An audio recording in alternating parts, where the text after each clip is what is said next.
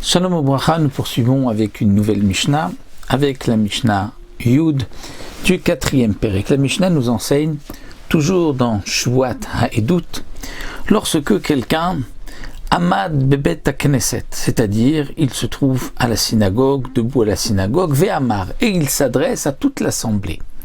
Et il dit, Mashbiya ani alechem, je vous fais donc jurer. Sheim atem yodim li edut shetavo veteiduni, que si vous savez, vous avez un témoignage que vous pouvez témoigner en ma faveur, eh bien je vous fais jurer de venir et de témoigner en ma faveur. Et là, personne n'a réagi. Mais il ne s'est pas adressé à une personne en particulier. Il s'est adressé à toute l'assemblée.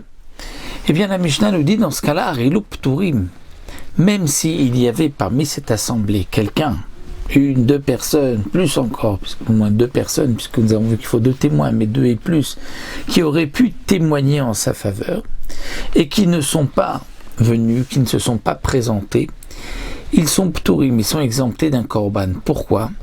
Haché mitkaven lahem. Il faut qu'il ait une kavana, une pensée pour une personne précise, pour un témoin, deux témoins précises, puisque c'est marqué dans le pasuk Ve'u ed, et il est témoin.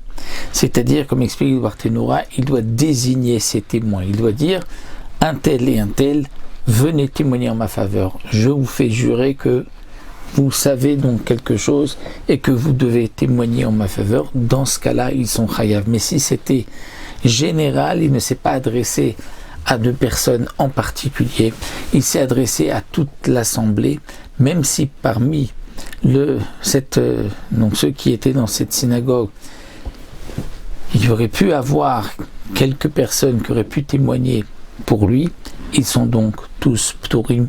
Voici ce que cette Mishnah nous enseigne.